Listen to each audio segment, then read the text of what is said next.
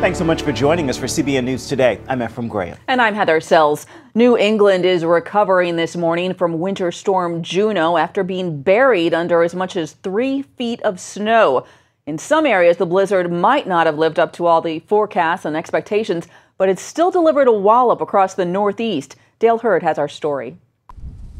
Millions of New Englanders are digging out from a thick blanket of snow today, and in some areas it's still falling. In many parts of Massachusetts, I think you could call it, in fact, an historic event. It's winds howling at more than 70 miles per hour. The blizzard of 2015 slammed Boston and surrounding areas and was expected to shatter records. We're still in the middle of a winter storm of historic proportions here in the city of Boston. One snowbound resident shot this time-lapse video of her backyard deck disappearing in a mere 24 hours.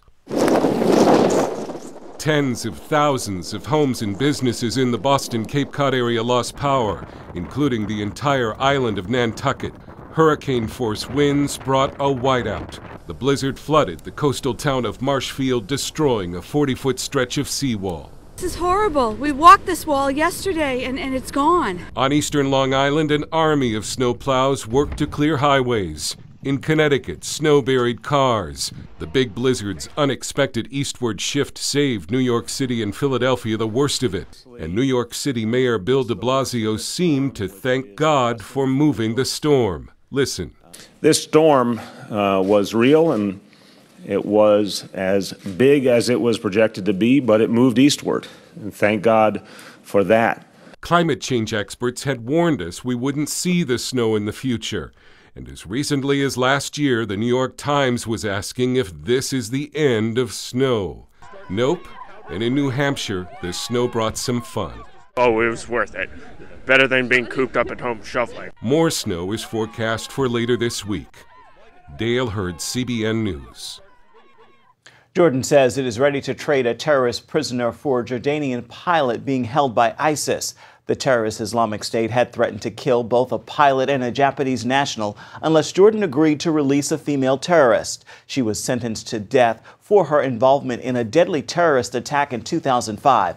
The mother of the Japanese hostage made an emotional appeal to leaders early Wednesday, asking them to, quote, please save Kenji's life.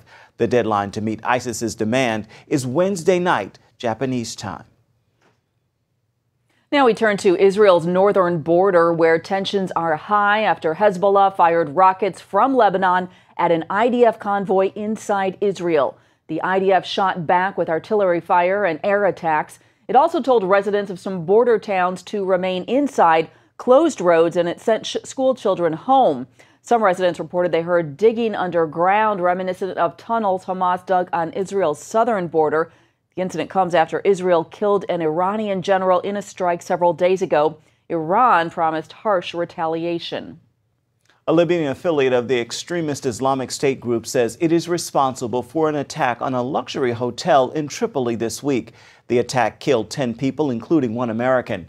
The Islamic State affiliate said it was revenge for the death of Abu Anas al-Libi. He died earlier this month in U.S. custody just days before his trial for the bombings of U.S. embassies in East Africa in 1998. The Islamic State claimed responsibility for the attack on social media, but experts say there's little evidence to back it up. The governor of Louisiana says Islam has a problem. Bobby Jindal tells CBN's David Brody that it's time for Muslim leaders to reject the terrorists. And he says President Obama has also been too weak because he doesn't recognize Islamic terrorism for what it truly is. For some reason, he doesn't like to use the word Islam, and when we're talking about radical Islam, he doesn't like to use the word terrorist or terrorism. It's not just rhetoric. When you look at their policies, it's almost like they want to treat this as a criminal action, and that's not what this is. Secondly, here is my challenge to Muslim leaders, because Islam has a problem. It's not enough to condemn acts of violence. They've got to condemn the individuals. They need to clearly say these are not martyrs. They're not going to enjoy a reward in the afterlife. We shouldn't be glorifying them. Instead, they should be saying very clearly, these fools are going straight to hell. And you can hear more of our explosive interview with Jindal at David Brody's blog. It's called The Brody File, and you can find it at cbnnews.com. European Union leaders are threatening more sanctions on Russia because of what they see as Moscow's growing support for fighters in eastern Ukraine. That moves come after Standard & Poor's downgraded Russia's credit rating to junk level Monday. It is the first time Russia's credit rating has been that low in more than a decade. Russia has been hurt not only by sanctions, but also by the sharp drop in oil prices in recent months. Russia makes much of its money from selling oil. Russia's currency, the ruble, also has plunged in the international trading markets. Hundreds of Israelis, including Holocaust survivors, gathered in the northern Israeli city of Haifa on Tuesday to mark International Holocaust Remembrance Day. This year, it commemorated the 70th anniversary of the liberation of one of the most notorious concentration camps. CBN Middle East Bureau Chief Chris Mitchell has that story. 80,277. That's the number Nazis tattooed on 95-year-old Shoshana Colmer's arm at Auschwitz decades ago. I had typhus and was on my feet the whole time. I had a lung infection and a fever. I went to work because I didn't want to die by gas. I said, what will be, will be. If I die here, I die. But I didn't want to die by gas.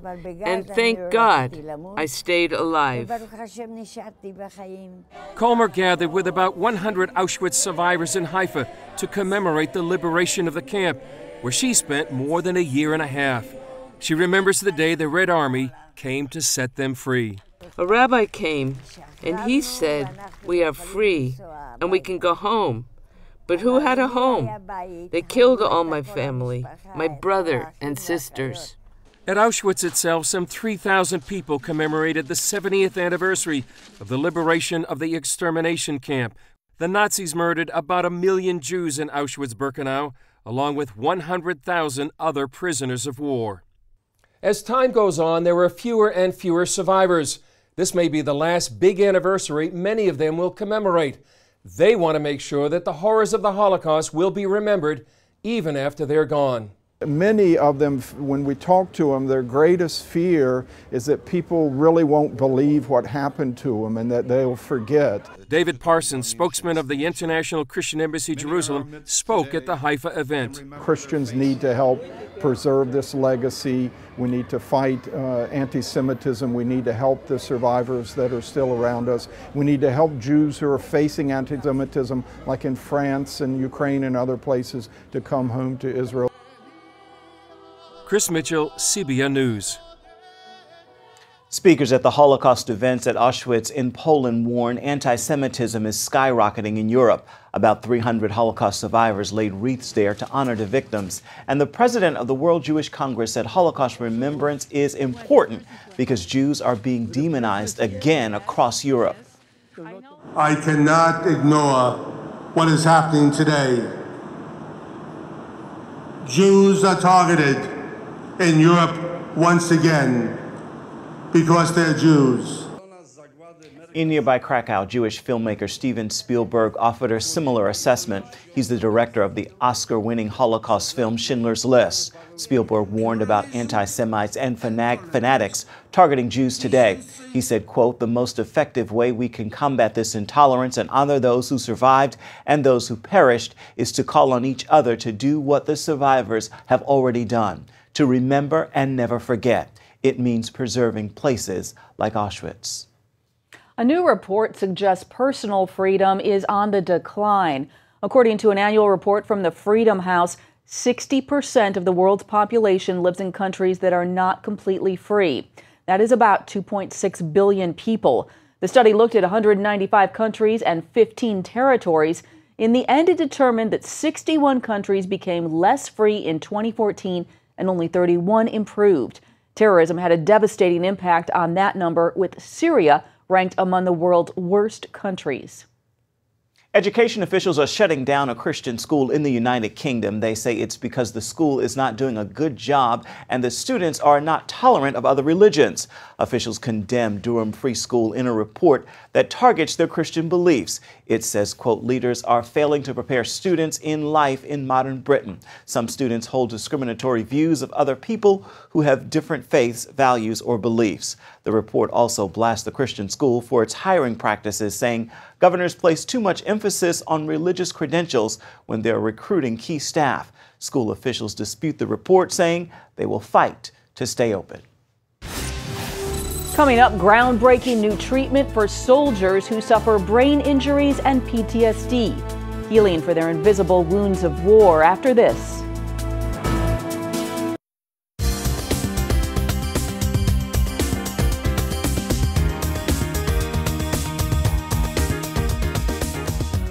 The movie American Sniper has already made over $200 million, and it could become the highest grossing war movie of all time. It tells the true story of a sniper, Chris Kyle, and the invisible wounds of war. Wounds like post-traumatic stress disorder and traumatic brain injury, which can haunt veterans for years. The Department of Veterans Affairs reports that in 2012, an estimated 22 veterans committed suicide every day. 22 per day, that is more than we lose in combat. But as Caitlin Burke reports, there is a campaign to help veterans recover from these emotional scars.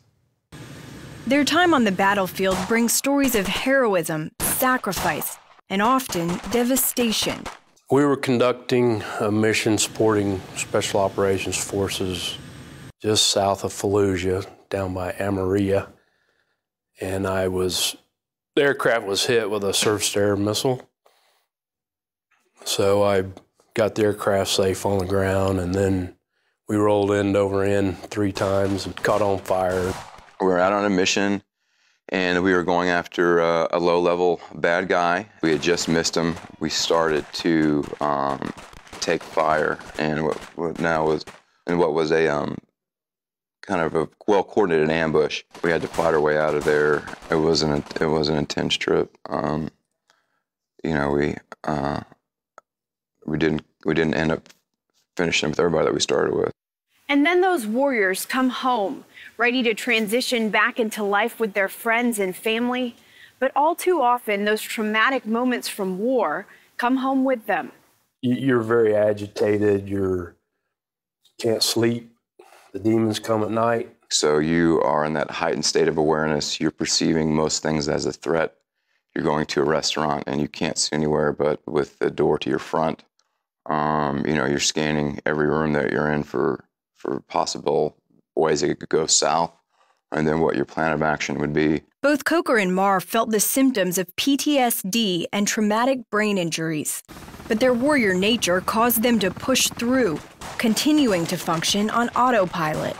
Prepare for mission, you know, rehearsal, do the mission, come back, you know, refit all your equipment. In that community, however, negative stigma can surround this type of invisible wound.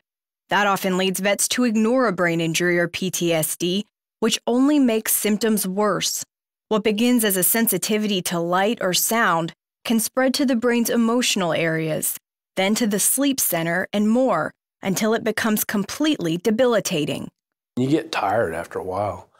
Just like, you know, you don't give up, but you're like, doggone, what can I do now? The only thing I could do was think was, well, I just got to drink. And if I drink, you know, I can probably quell the storm a little bit or be able to present myself at home without being an emotional wreck. Both Marr and Coker tried to find medical help, leaving with a bag full of new medications, but no real solution. Then their paths took them to the Carrick Brain Center. Here at Carrick, they use revolutionary new technology to help figure out the root of the problem instead of just treating the symptoms. When they're here all day. So they're doing detailed diagnostic testing, looking at eye movements and looking at balance and looking at, you know, just how their memory is working. We take all of that information and then we sit down with them and we try to diagram out exactly what's going on. One breakthrough that can only be found at Carrick is the Vertical Access Rotational Device, or OVARD. This allows us to work on a larger area of brain. So If you have someone that has an injury in the right frontal area of their brain, we can spin them leftward and backward, and by doing that, we can then activate that area of the brain. The more brain that is being activated, the greater the chances are of recovery. Marcus Luttrell, the former Navy SEAL depicted in the movie Lone Survivor, is one of Carrick's highest-profile success stories. Unfortunately, many vets struggling with a brain injury or PTSD never make it to a place like Carrick. Either they get discouraged by all the treatments that haven't worked, or they don't seek treatment at all, afraid it could cost them the job they love. For Marr, the risk of taking his illness back to battle was too great to ignore. My thought was to get back onto the team, to get where I wasn't a liability. Turns out it wasn't that way, but I can't second guess that call for a second, because if I were to have something paralyzing happen to me in a bad situation, in this line of work, that means that guys don't come home and they don't see their kids. The Carrick Brain Center hopes to raise awareness and money for treatment through the Invisible Vet campaign. So oftentimes you encounter people in the street, at a restaurant, at the bank, people that have been in uniform that have either had a traumatic brain injury or they've been exposed to traumatic experiences that has led them down the road of post-traumatic stress, or unfortunately they have had both. Those are things that you can't see them. And so it's not like a broken arm, or it's not like an infected wound where you might need antibiotics or a cast or a surgical procedure. It's a movement to not only open eyes, but erase the stigma around this kind of invisible wound, in the hopes that future generations of soldiers will feel comfortable coming forward for help. Thank you for your service. My pleasure. Wish I could have done more. Caitlin Burke, CBN News, Dallas, Texas. A celebration 50 years in the making. See why the Bible has brought so much joy to the people of this small Asian village. The story's next.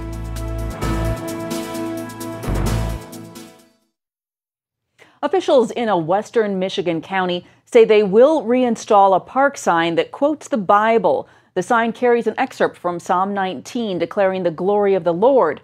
It was taken down last year after complaints that public property was being used to promote religion. After a 9-2 vote, county commissioners say the sign will return. The sign had been in the park since the 1960s. So what happens when a remote tribal village receives God's word in their own language for the very first time? Well, if it is Papua, Indonesia, the answer is a big party. CBN News joined the party with the Irish Bible translator and the missionary pilots who helped make it all possible. Stan Jeter brings us this remarkable story. The singing and dancing began as the tribespeople gathered near the small mountain airstrip in Papua, Indonesia. We're here to celebrate the finishing of the complete Bible in the Hoopla language. So this is it. This is exciting stuff for us. We've been partnering with the missionaries that have been working to translate this thing for years and years and years. And so it's just great to be able to come and join them in the celebration. For the past 40 years, Brown and other mission aviation pilots have flown the translating team in and out of the Soba airstrip. One frequent passenger was Sue Trenier, an Irish missionary. She helped Christian tribesmen translate the Old Testament. We're sitting here on the top of the Soba airstrip, where the first plane landed here in 1968.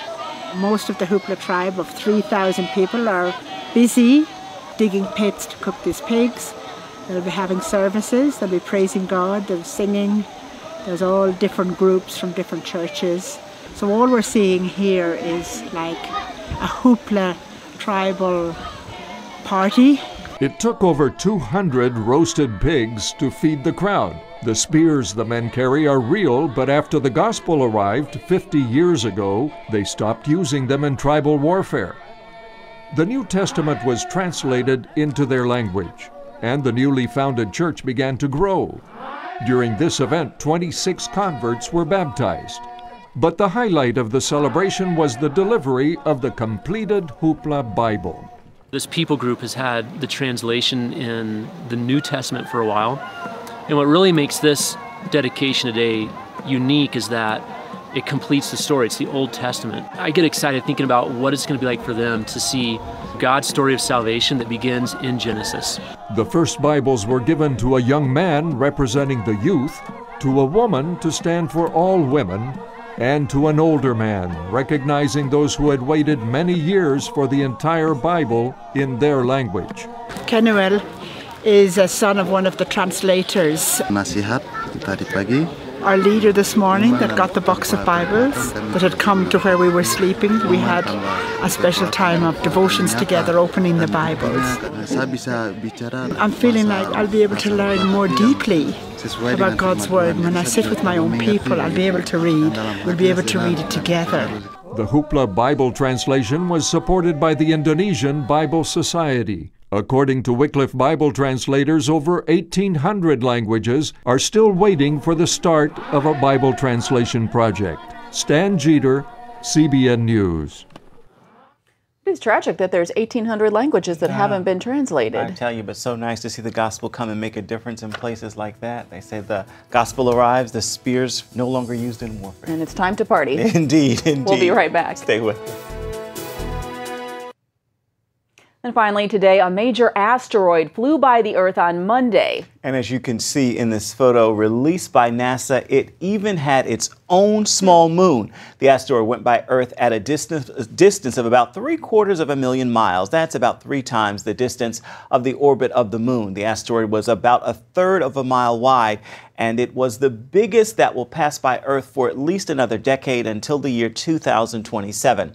Although this asteroid posed no threat to Earth, astronomers are still looking for unknown space rocks that could eventually hit our planet and do some extreme damage.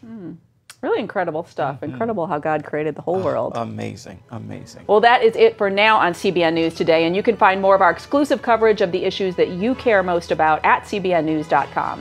We want to know what you think about the stories you've seen here today. You can do that on Facebook or at CBN News on Twitter. Hope you'll join us again right here next time. Make it a wonderful Wednesday, everybody.